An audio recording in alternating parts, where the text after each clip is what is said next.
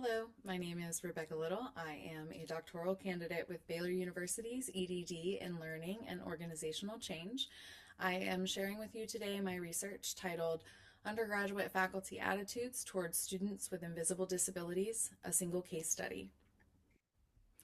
The problem this study addressed is twofold.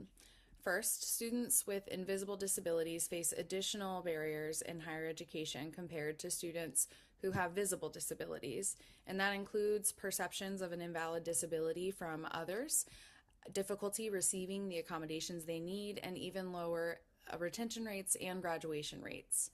And second, some students with disabilities seek help directly in the classroom, but many instructors in higher education do not have experience or any formal training to teach students with invisible disabilities in their classrooms. Additionally, many faculty lack that experience and knowledge and full understanding of disability-related issues to support students with disabilities in their courses. In reviewing the literature, I thought that I would start first with disability rights laws. Students with disabilities in higher education have more equal opportunities than ever before due to some of these legal protections. Two of the most influential laws are Section 504 of the Rehabilitation Act of 1973 and the Americans with Disabilities Act of 1990 and subsequent amendments. They allowed students with disabilities to request reasonable accommodations related to their disability in higher education and protected them from discrimination. However, the process is student-driven in higher education, and it requires the student to show proof of disability if the student can provide the sufficient information. Then a staff member from the disability office typically determines what accommodations are reasonable for that student's disability and the resources at the institution. But even when a student with an invisible disability can secure reasonable accommodations, they sometimes still face additional barriers through negative stigmas regarding their disability. Further into the literature review, I looked at the disclosure dilemma and faculty disconnects between student needs. So many studies have explored the disclosure dilemma and found that students with disabilities may hesitate to disclose for many different reasons. Students with invisible disabilities who expressed concerns about negative stigmas or fear of sharing their disability with the institution were actually less likely to disclose their disability. Self-disclosure does have an increasing impact on students with invisible disabilities in higher ed, and it also may lead to or worsen student well-being in environments beyond the classroom. Without accommodations, some students will look for help directly in the classroom, but many instructors don't have the training or experience or knowledge to best support them. Even though research says that disability-related training may inform faculty of more inclusive teaching strategies and more exposure to disabilities can increase the awareness of disabilities, may lead to positive attitudes toward disabilities. Research indicates that some faculty still demonstrate negative attitudes and biases towards students with invisible disabilities. And so the purpose of this single case study was to better understand how undergraduate faculty describe their attitudes towards students with invisible disabilities. To gain a better understanding of faculty attitudes, I found this amazing theoretical framework, which I have fully fallen in love with, and developed 3 research questions based off of that theoretical framework and addressed the faculty's effective behavioral and cognitive responses towards students with invisible disabilities. Each of these 3 research questions aligned with one of the 3 components of my theoretical framework, and the 3 research questions are: how do undergraduate faculty describe their effective behavioral and cognitive responses towards students with invisible disabilities? I chose Rosenberg and Hovland's tripartite model of attitude, and I absolutely love this framework. It's commonly used to study effective behavioral and cognitive responses that develop an attitude toward a certain object. So the researchers defined attitudes as predispositions to respond in a particular way to a specified class of objects and emphasized how those 3 components can lead to the development of an attitude. Other researchers have used this theoretical framework to study attitudes toward invisible disabilities or students with disabilities. And Table 1 shows how the theoretical framework aligned with my data collection protocols. I chose a qualitative single case study design to gain a better understanding of faculty attitudes at one site and gather information from faculty who may teach students with invisible disabilities there. I wanted to capture everyday circumstances and situations, and one of those situations or circumstances is that faculty and students may engage with each other frequently during the academic year, in the classroom, during office hours, and that may create a common situation at the site. So a single case study design was best suited for this study. The site was a private university in the northeastern United States. It served a large number of students and more than 900 full-time faculty across a few campuses. And I did choose this site because of my previously existing relationship with it.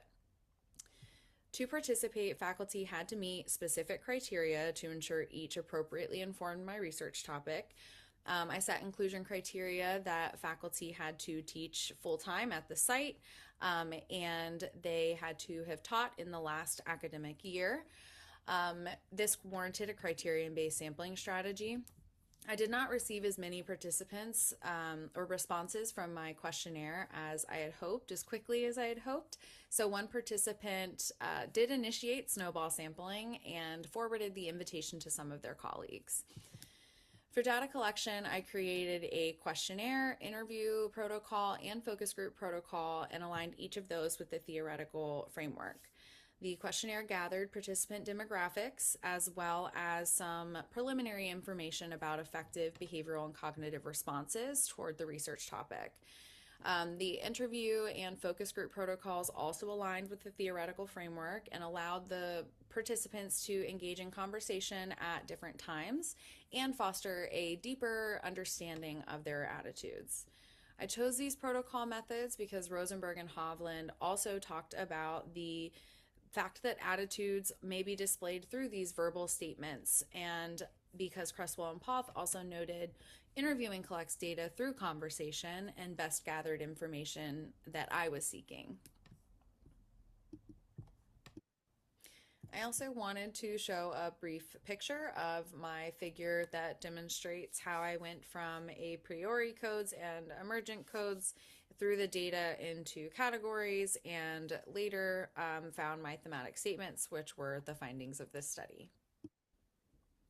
In this section, I'm going to briefly share the 4 themes that were the findings of this study and talk a little bit about what the participants shared. And in the next section, I will go a little more in detail about the participant responses and how they may relate to some of the literature out there.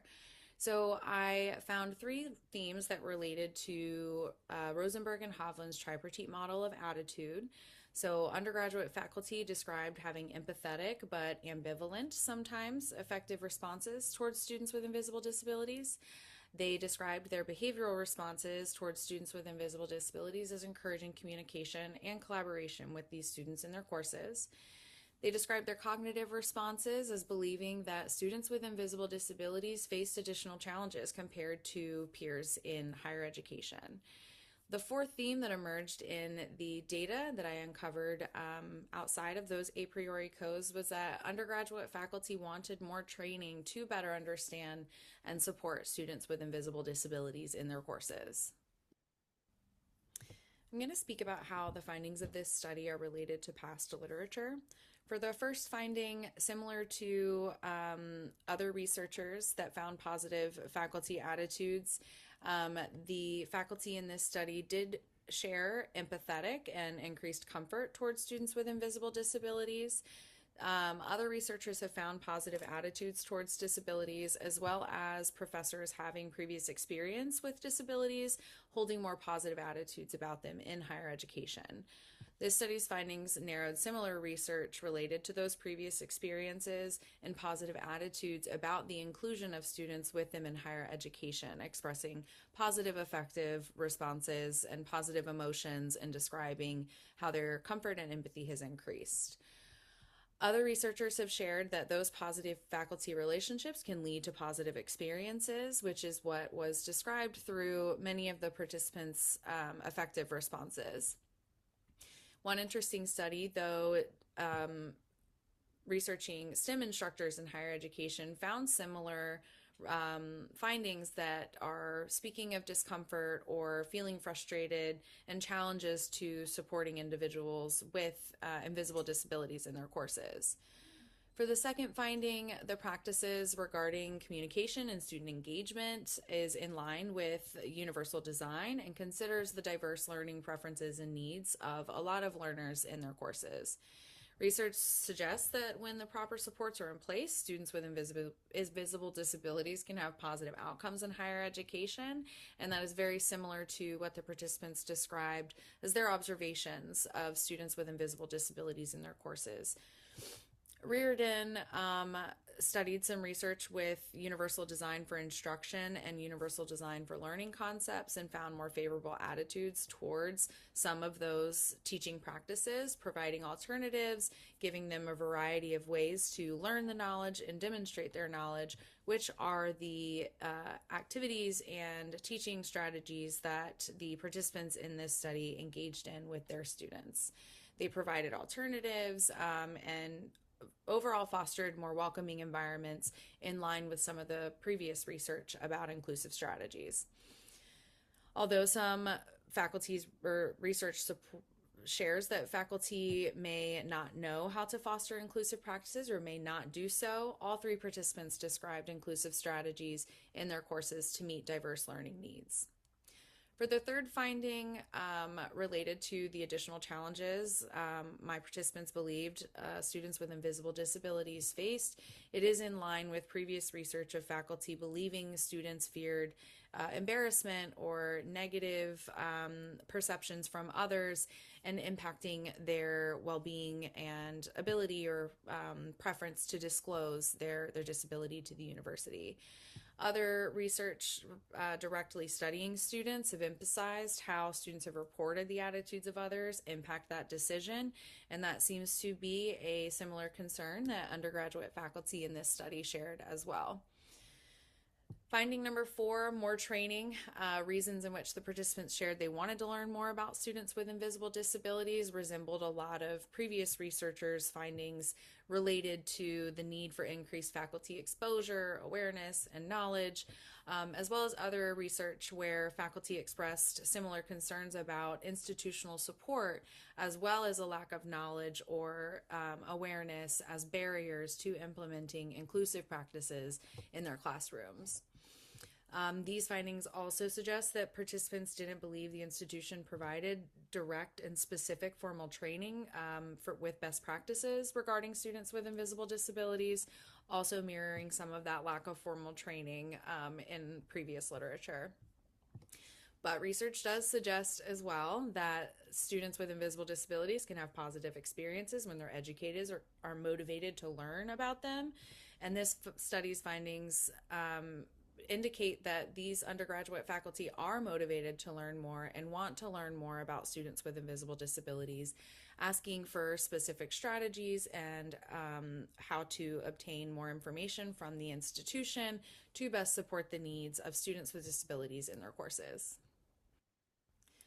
There are important implications and recommendations for 3 key groups. The first is undergraduate faculty. Without knowledge about supporting students with invisible disabilities, faculty may not provide inclusive environments that would support or address the diverse learning needs of students. A recommendation would be to further the qualitative research that some have collected so far, using different collection protocols like observations or student reports of faculty attitudes or artifacts from the classroom. The second group is policymakers. That undergraduate faculty did indicate certain policies kind of posed barriers to providing support for these students.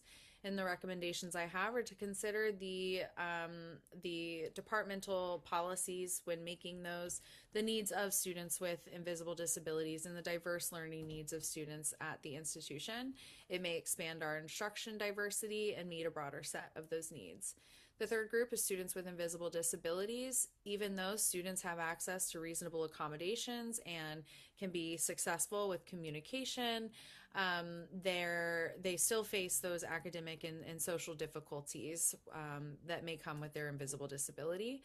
I recommend informing faculty about the students' needs, whether registered for accommodations or not, and just considering to advocate for disability-related academic needs at any moment that they can in the classroom, in office hours, and engaging with the faculty. There were 5 limitations to this study. The first was response bias, that some declined to participate. The second was sample size, in that I only had 3 participants. The third limitation was that out of the 3 participants, 2 of them came from the same academic department, so only 2 academic departments were represented in this study. The fourth limitation was social desirability bias, where participants may have answered closer to what they may have expected I wanted them to share. So I did assign pseudonyms for the participants and the site. The last limitation was that 1 participant was not in an active teaching position and had not taught since the previous academic year. To distribute my findings, I hope to overall just talk about it and spread awareness of students with invisible disabilities in higher education. I also want to encourage undergraduate faculty and administrators to consider the departmental and institutional changes that could better fit the diverse learning needs of students with invisible disabilities. I also intend to publish these findings in a peer-reviewed journal that promotes inclusive practices and seeks research related to societal attitudes toward disabilities. And lastly, I hope to continuously try and present my findings at various academic and professional conference opportunities or presentation opportunities.